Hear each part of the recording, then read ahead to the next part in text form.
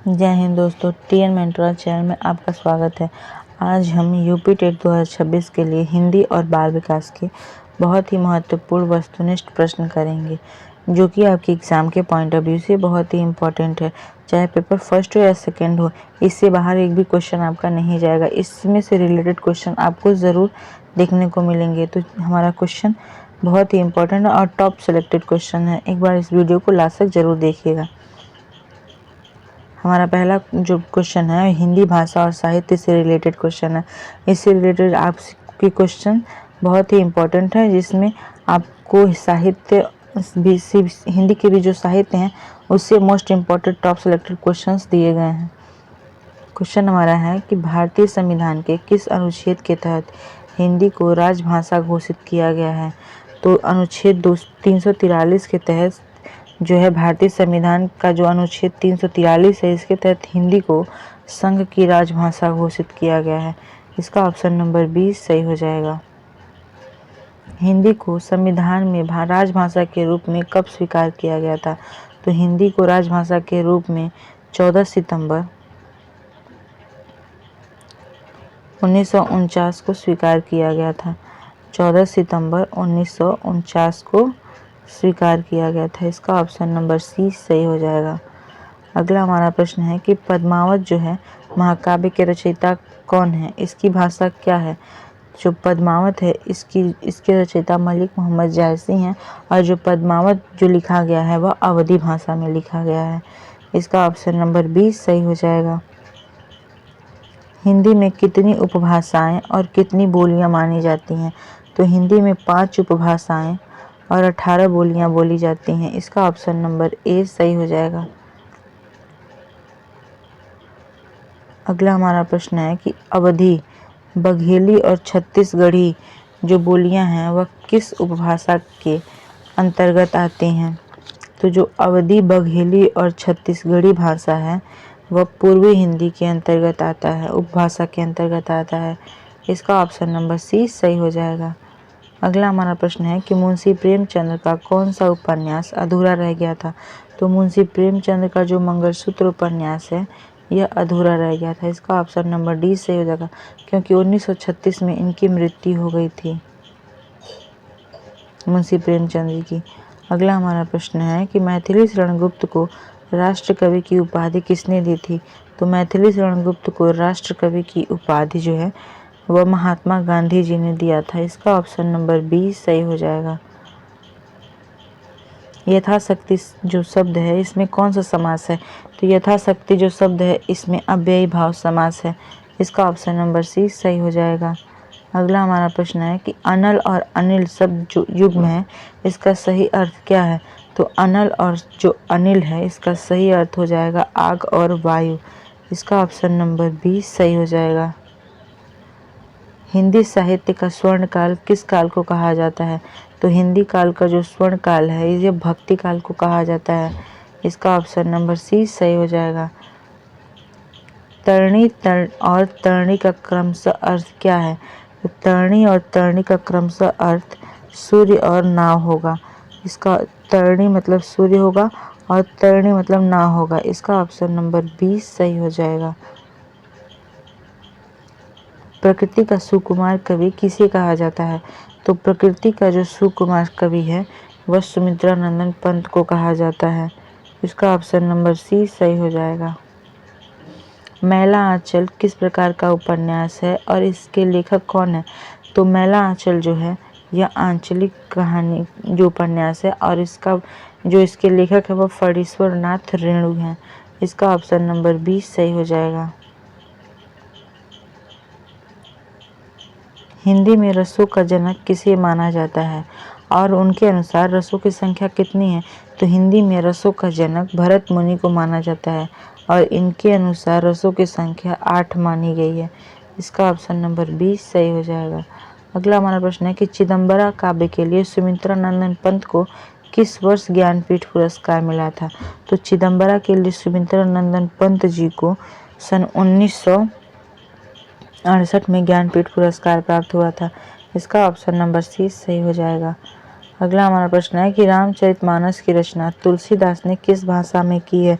तो रामचरितमानस की जो रचना है वह तुलसीदास जी ने अवधी भाषा में किया है। इसका ऑप्शन नंबर 20 सही हो जाएगा। चिंतामणि किस प्रसिद्ध साहित्यकार का निबंध संग्रह है?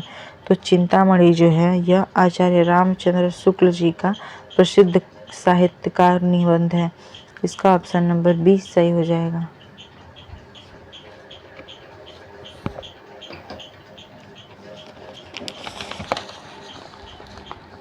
अगला हमारा प्रश्न है कि हिंदी वर्णमाला में छ, त्र, ज्ञ और श्र को क्या कहा जाता है? तो छ और त्र, ज्ञ, स को ये चारों व्यंजन जो है वर्णमाला जो है यह संयुक्त व्यंजन कहलाते हैं। इसका ऑप्शन नंबर सी सही हो जाएगा। आंसू और झरना काव्य संग्रह के रचयिता कौन है? तो आंसू और झरना लहर हो गया, तितली हो गया, कामायनी हो गया, जो शंकर प्रसाद जी की रचना है। इसका ऑप्शन नंबर सी सही हो जाएगा। अब हमारा टॉपिक है सीडीपी से भाग 2 से। इससे जो मोस्ट इम्पॉर्टेंट क्वेश्चंस है इस वीडियो में आपको दिया गया है, ताकि आपको जो पेपर आए उसमें आपको थोड़ी भी कठिनाई ना हो। तो हम आगे के प्रश्न जो हमारे हैं वह सीडीपी से रिलेटेड है। क्वेश्चन हमारा है कि अभिवृद्धि जो ग्रोथ है, ग्रोथ के संबंध में कौन सा कथन सत्य है? तो हमारा जो ग्रोथ है उसका जो कथन सत्य है वह यह मुख्य रूप से मात्रात्मक होती है। ये बात बिल्कुल सही है। इसका ऑप्शन नंबर सी सही हो जाएगा। अभिवृद्धि जीवन भर चलती है? नहीं। यह मुख्य रूप से गुणात्मक होती है? नहीं। यह मात्रात्मक होती है। इसका मापन संभव नहीं है। इसका मापन संभव है भाई। क्यों मापन संभव नहीं है? अभिवृद्धि ग्रोथ हमारी हाइट हो गई, हमारे बाल बढ़ना, नाखून बढ़ना, इसके हाइट तो हम मेजर कर ही सकते हैं। अगला हमारा प्रश्न है कि सिर से पैर की ओर होने वाले विकास के सिद्धांत को क्या कहा जाता है? तो सिर से पैर की ओर विकास होने वाले सिद्धांत को शीर्ष पदाभिमुख कहा जाता है, सिफेलोकोडल कहा जाता है। इसका ऑप्शन नंबर 20 सही हो जाएगा।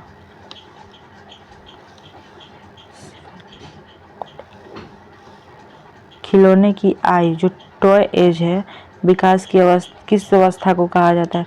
तो जो टॉय एज होती है वह पूर्व बाल्यावस्था होती है। पूर्व बाल्यावस्था जो 3 से 6 वर्ष तक होती है, जिसे टॉय एज भी कहते हैं, खिलौने की आयु। इसका ऑप्शन नंबर सी सही हो जाएगा। किशोरावस्था को बड़े संघर्ष, तनाव और तूफान की अवस्था किसने कहा है? तो किशोरावस्था को बड़े संघर्ष, तनाव और तूफान की अवस्था स्टैनले हॉल ने कहा है। इसका ऑप्शन नंबर सी सही हो जाएगा। ये बहुत ही इम्पोर्टेंट क्वेश्चन है जो हर शिफ्ट वाइज में लगभग पूछता है। अगला हमारा प्रश्न है कि जीन पियाजे के अनुसार जो वस्तु अस्थायित्व का गुण है वह किस अवस्था में आता है? तो जीन पियाजे के अनुसार जो वस्तु अस्थायित्व की अवस्था है वह संवेदीगामक अवस्था में आता है। इसका ऑप्शन नंबर 20 सही हो जाएगा।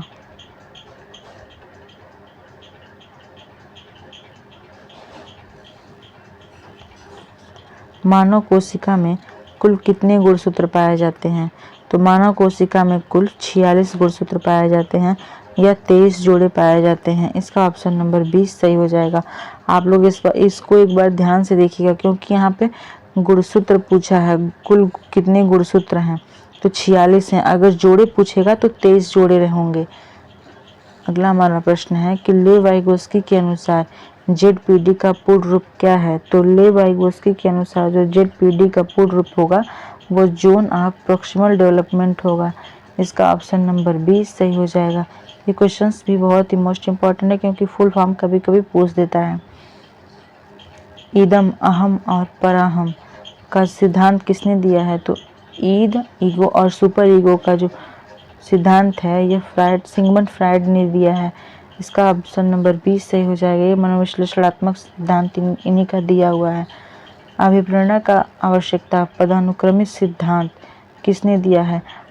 जो अभिप्रेरणा का आवश्यकता पदानुक्रमित सिद्धांत जो है ये अब्राहम मैस्लो ने दिया है। इसका ऑप्शन नंबर 20 सही हो जाएगा।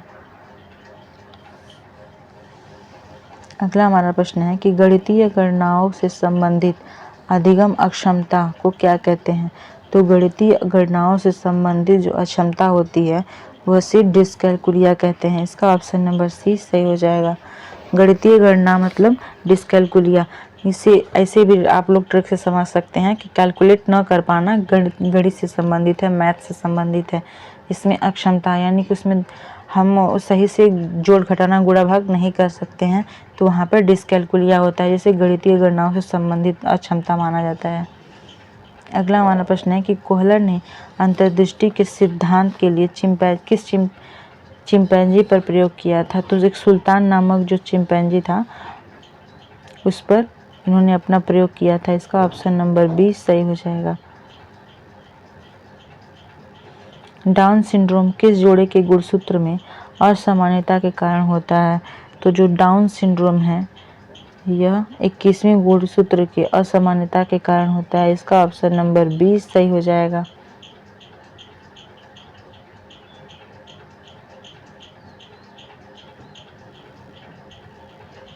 बुद्धि लब्धि जो IQ लेवल है इसका संशोधित सूत्र किसने दिया है। इसमें मेंटल एज बट्टे करंट एज इंटू 100 यह बुद्धि लब्धि का संशोधित सूत्र है। इसका जो सूत्र है वह विलियम स्टर्न ने दिया है, नहीं लुइस टर्मन ने दिया है। इसका ऑप्शन नंबर बी सही हो जाएगा। रोशा जो स्याही धब्बा परीक्षण है व्यक्तित्व मापन की कौन सी विधि है। तो रोशा स्याही धब्बा परीक्षण व्यक्तित्व मापन की जो विधि है वह प्रक्षेपी विधि है, प्रोजेक्टिव विधि है। इसका ऑप्शन नंबर सी सही हो जाएगा। अगला हमारा प्रश्न है कि नतोदर कॉनकेव कर्व को क्या कहा जाता है। तो नतोदर जो वक्र होता है वह धनात्मक या वक्र होता है। इसका ऑप्शन नंबर बी सही हो जाएगा। थॉर्नडाइक ने कितने मुख्य नियम दिए हैं। तो थॉर्नडाइक ने अधिगम के मुख्य 3 नियम दिए हैं, अभ्यास, तत्परता और प्रभाव का नियम। इसका ऑप्शन नंबर बी सही हो जाएगा। अगला हमारा प्रश्न है कि भारतीय संविधान के किस अनुच्छेद में हिंदी के विकास के लिए निर्देशों की चर्चा की गई है। तो भारतीय संविधान का जो 351 अनुच्छेद है इसमें हिंदी के विकास के लिए निर्देशों की चर्चा की गई है। इसका ऑप्शन नंबर बी सही हो जाएगा। मलिक मोहम्मद जायसी की प्रसिद्ध रचनाएं अखरावट और आखिरी कलाम किस भाषा में लिखी गई है। तो मलिक मोहम्मद जायसी की जो प्रसिद्ध रचनाएं अखरावट और आखिरी कलाम जो है यह अवधी भाषा में लिखा गया है। इसका ऑप्शन नंबर सी सही हो जाएगा। भोजपुरी, मगही और मैथिली बोलियां हिंदी के किस उपभाषा वर्ग के अंतर्गत आती हैं। तो भोजपुरी, मगही और मैथिली जो बोलियां हैं वह हिंदी के बिहारी हिंदी की उपभाषा वर्ग के अंतर्गत आती है। इसका ऑप्शन नंबर डी सही हो जाएगा। अगला हमारा प्रश्न है कि साकेत महाकाव्य में कुल कितने अध्याय हैं या सर्ग हैं। तो साकेत महाअध्याय में कुल 12 सर्ग हैं। इसका ऑप्शन नंबर बी सही हो जाएगा। कामायनी महाकाव्य के रचयिता कौन है और इसमें कितने सर्ग हैं। तो कामायनी महाकाव्य के रचयिता जयशंकर प्रसाद जी हैं और इसमें कुल 15 सर्ग हैं। इसका ऑप्शन नंबर सी सही हो जाएगा।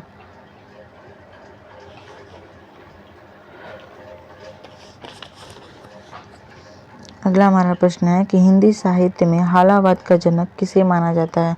तो हिंदी साहित्य में हालावाद का जनक हरिवंश राय बच्चन जी को माना जाता है। इसका ऑप्शन नंबर 20 सही हो जाएगा।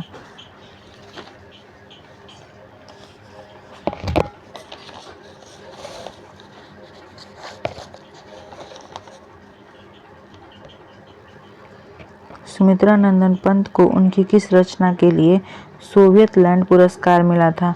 तो सुमित्रा नंदन पंत की जो रचना लोकायतन है इसके लिए उन्हें सोवियत लैंड पुरस्कार से सम्मानित किया गया था। इसका ऑप्शन नंबर 20 सही हो जाएगा। कितनी नावों में कितनी बार जो काव्य संग्रह है इसके लिए किसे ज्ञानपीठ पुरस्कार मिला था। तो कितनी नावों में कितनी बार ज्ञानपीठ पुरस्कार सच्चिदानंद हीरानंद वात्स्यायन अज्ञे को काव्य ज्ञानपीठ पुरस्कार मिला था। इसका ऑप्शन नंबर सी सही हो जाएगा। अंधा युग जो है काव्य नाटक और गुनाहों का देवता उपन्यास के लेखक कौन है? तो अंधा युग और गुनाहों का देवता उपन्यास जो है लेखक इसके जो है वो धर्मवीर भारती जी हैं। इसका ऑप्शन नंबर 20 सही हो जाएगा। जब क्वेश्चन ये भी पूछता है कि अंधा युग जो काव्य है, ये अंधा युग जो है वो काव्य नाटक है या उपन्यास है, तो ये काव्य नाटक है। और गुनाहों का देवता एक उपन्यास है। आप लोग इसे ध्यान से देख लीजिएगा। आधे अधूरे और आषाढ़ का एक दिन प्रसिद्ध नाटकों की रचयिता कौन है? तो आधे अधूरे और आषाढ़ का एक दिन प्रसिद्ध नाटक के रचयिता जो हैं या मोहन राकेश जी हैं। इसका ऑप्शन नंबर 20 सही हो जाएगा। हिंदी वर्णमाला में य, र, ल, व व्यंजनों को क्या कहा जाता है? तो हिंदी वर्णमाला में य, र, ल और व व्यंजनों को अंतस्थ व्यंजन कहा जाता है। इसका ऑप्शन नंबर सी सही हो जाएगा।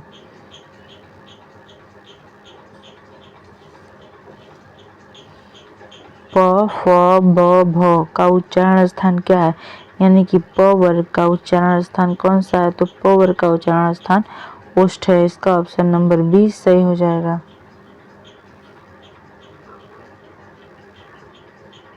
पृथ्वीराज रासो के रचयिता कौन है और यह किस काल की रचना है? तो पृथ्वीराज रासो के रचयिता जो हैं ये चंद्रबरदाई जी हैं और यह आदिकाल की रचना है। इसका ऑप्शन नंबर सी सही हो जाएगा। जहाँ उपमेय और उपमान में कोई भेद न रहे, जैसे चरण कमल बंदो हरिराई, वहाँ कौन सा अलंकार होता है? तो वहाँ रूपक अलंकार होता है। जहाँ उपमेय और उपमान में कोई भेद नहीं रहता है। जो चरण कमल है वो बंदो हरिराई, यानी कि जो चरण है वो कमल के समान है। हरि के जो चरण है वो कमल ही है। यहाँ रूपक अलंकार है। इसका ऑप्शन नंबर 20 सही हो जाएगा। यहाँ उपमेय और उपमान में कोई भेद नहीं रहता है।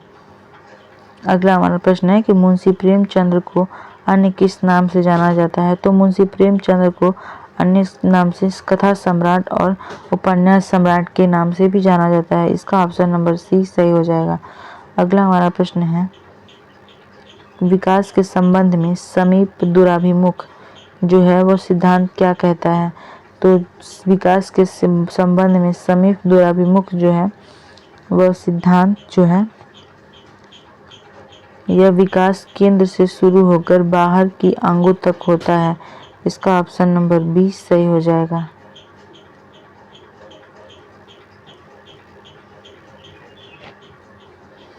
पियाजे के अनुसार जब बच्चा पुरानी योजनाओं में बदलाव कर नए तालमेल बैठाता है तो उसे क्या कहते हैं? उसे समायोजन कहते हैं। इसका ऑप्शन नंबर 20 सही हो जाएगा। और बिना पुराने ज्ञान में बदलाव या संशोधन किए नए ज्ञान को भी अर्जित करता है, उसे आत्मसातीकरण कहते हैं। किस अवस्था को टोली या की अवस्था या गैंग एज भी कहा जाता है? तो जो गैंग एज और टोली अवस्था होती है यह बाल्य अवस्था को कहते हैं। इसका ऑप्शन नंबर 20 सही हो जाएगा। एडविन गुथरी द्वारा प्रतिपादित जो अधिगम का सिद्धांत है वह कौन सा है? तो एडविन गुथरी द्वारा जो प्रतिपादित सिद्धांत है वो समीपता या एकल प्रयास है। इसका वन ट्रायल लर्निंग। इसका ऑप्शन नंबर सी सही हो जाएगा। इनके अनुसार इनका मानना है कि जो भी हमें सीखना है वो एक ही बार में हम सीख लेते हैं और हम एक ही बार में सीख सकते हैं। इसका ऑप्शन नंबर सी सही हो जाएगा। उन्नतोदर को और क्या कहा जाता है? तो उन्नतोदर को हम नकारात्मक या हास्य निष्पादन वक्र भी कहते हैं। इसका ऑप्शन नंबर सी सही हो जाएगा। और नतोदर को धनात्मक वक्र कहते हैं।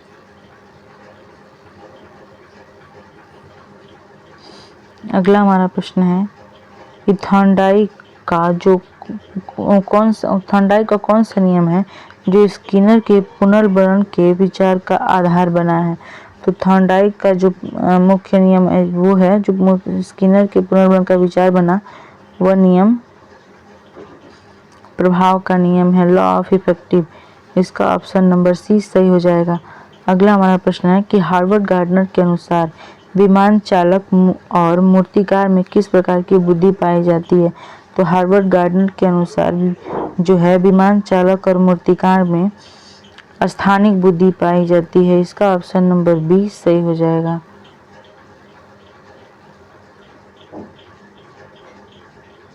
प्रासंगिक अंतर्बोध परीक्षण, जिसे हम शॉर्ट फॉर्म में टैट कहते हैं, इसके जनक कौन है? तो जो प्रासंगिक अंतर्बोध परीक्षण का सिद्धांत है उसके जो प्रतिपादक हैं उसके जनक हैं मॉर्गन एवं मुर्रे हैं। इसका ऑप्शन नंबर सी सही हो जाएगा। पावलोव को उनके कार्यों के लिए किस वर्ष नोबेल पुरस्कार मिला था? तो पावलोव को उनके कार्यों के लिए 1904 में नोबेल पुरस्कार मिला था। इसका ऑप्शन नंबर बी सही हो जाएगा। जब पूर्व में सीखा गया ज्ञान नई परिस्थिति में न तो लाभ पहुंचाता है और न ही हानि, तो उसे क्या कहते हैं? तो जब पूर्व में सीखा गया ज्ञान न तो नई परिस्थिति में न तो लाभ पहुंचाता है और न ही हानि पहुंचाता, तो वहाँ शून्य स्थानांतरण होगा। इसका ऑप्शन नंबर सी सही हो जाएगा। और अगर लाभ पहुंचाएगा तो वहाँ धनात्मक होगा और हानि पहुंचाएगा तो वहाँ ऋणात्मक होगा।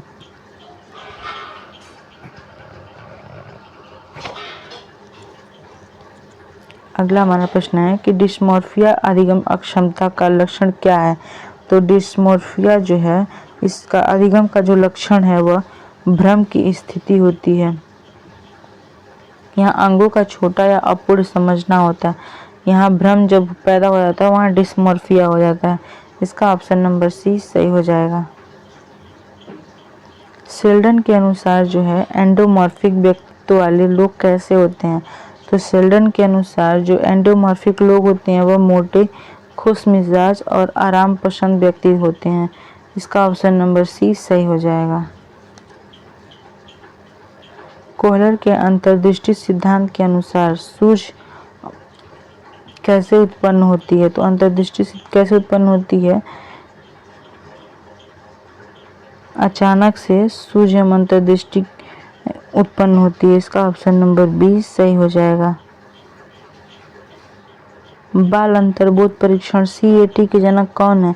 तो बाल अंतर्बोध परीक्षण CAT के परीक्षण जो हैं वो जो जनक है, परीक्षण के जनक जो हैं लियोपोल्ड बैलक जी हैं। इसका ऑप्शन नंबर बी सही हो जाएगा। और टैट जो हुआ था, टैट परीक्षण इसके मॉर्गन एवं मुर्रे हैं।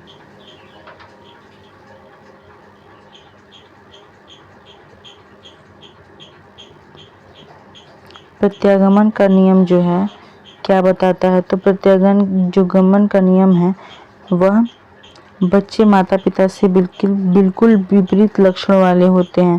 इसका ऑप्शन नंबर बी सही हो जाएगा।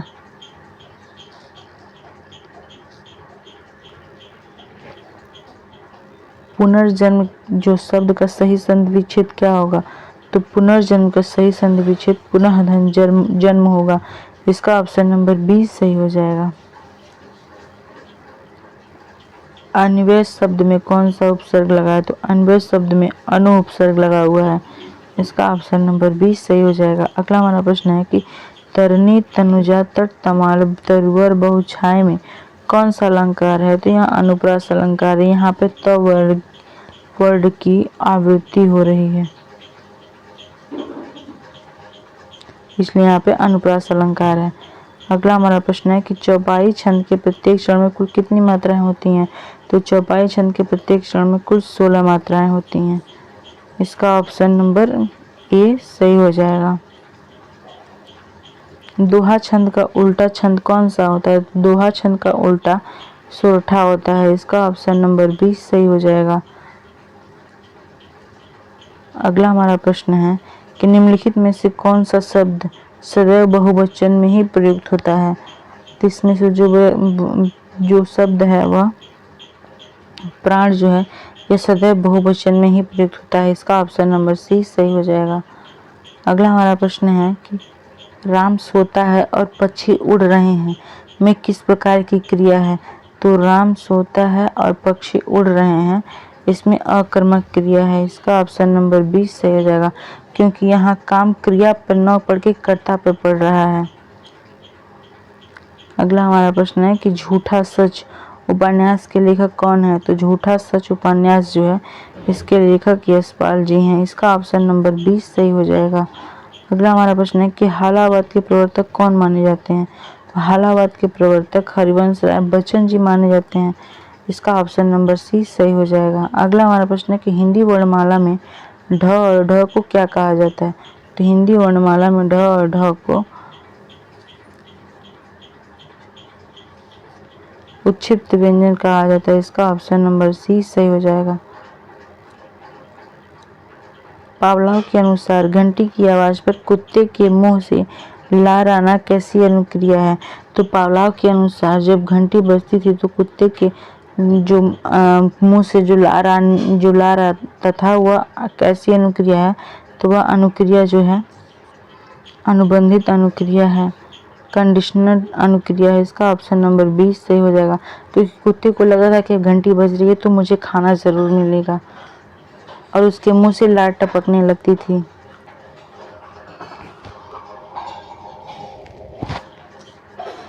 अगला हमारा प्रश्न है कि जब कुत्ता केवल घंटी की आवाज पर लार टपकाता है और वैसे ही दूसरी आवाजों पर नहीं तो इसे क्या कहते हैं। तो जब कुत्ता घंटी की आवाज पर लार टपकाता है वैसे ही दूसरी चीज पर नहीं, क्योंकि उसके माइंड में ये सेट हो चुका है कि जब घंटी बजेगी तो मुझे खाना मिलेगा, इसलिए वह लार टपकाता है और क्यों वहां पे उद्दीपक विभेदन हो जाएगा।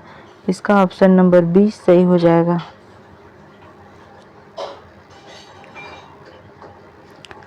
अधिगम अक्षमता शब्द का प्रयोग सर्वप्रथम किसने किया था। तो अधिगम अक्षमता शब्द का सर्वप्रथम प्रयोग सैमुअल किर्क ने किया था। इसका ऑप्शन नंबर 20 सही हो जाएगा। यह बहुत ही मोस्ट इम्पॉर्टेंट क्वेश्चन है जो आपके एग्जाम में पूछने की प्रबल संभावना है। अगला हमारा प्रश्न है कि उपलब्धि अभिप्रेरणा के जनक कौन माने जाते हैं। तो उपलब्धि अभिप्रेरणा जो है उसके जनक डेविड मैक्क्लेलैंड माने जाते हैं। इसका ऑप्शन नंबर 20 सही हो जाएगा। अगला हमारा प्रश्न है कि बीएफ स्किनर के अनुसार बच्चों में भाषा का विकास किस परिणाम होता है। तो बीएफ स्किनर के अनुसार बच्चों में जो भाषा का विकास होता है वह अनुकरण और पुनर्बलन का परिणाम होता है। इसका ऑप्शन नंबर 20 सही हो जाएगा। अगला हमारा प्रश्न है कि पियाजे के अनुसार निर्जीव वस्तुओं को सजीव समझना जैसे गुड़िया को चोट लगना क्या कहलाता है। तो पियाजे के अनुसार जो निर्जीव वस्तुओं को सजीव वस्तुएं समझा बच्चा समझता है और उससे ये लगता है कि वह कहीं गिर गई है जा रही है तो उसे चोट लग जाएगा, वहाँ जीववाद होगा, एनिमिज्म होगा। इसका ऑप्शन नंबर 20 सही हो जाएगा।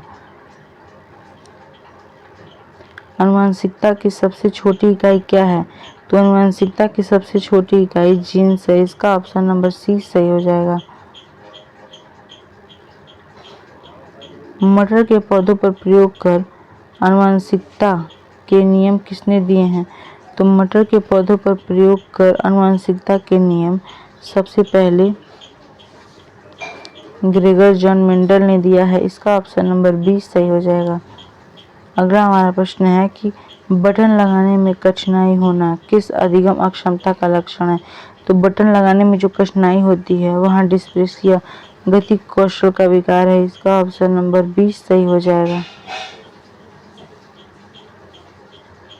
शून्य स्थानांतरण का क्या अर्थ है। तो शून्य स्थानांतरण का अर्थ है पुराना ज्ञान नई स्थिति में कोई प्रभाव न डाले। इसका ऑप्शन नंबर सी सही हो जाएगा। अगला हमारा प्रश्न है अभिज्ञ शब्द का सही विलोम शब्द क्या होगा। तो अभिज्ञ का सही विलोम शब्द हो जाएगा सुविज्ञ। इसका ऑप्शन नंबर सी सही हो जाएगा।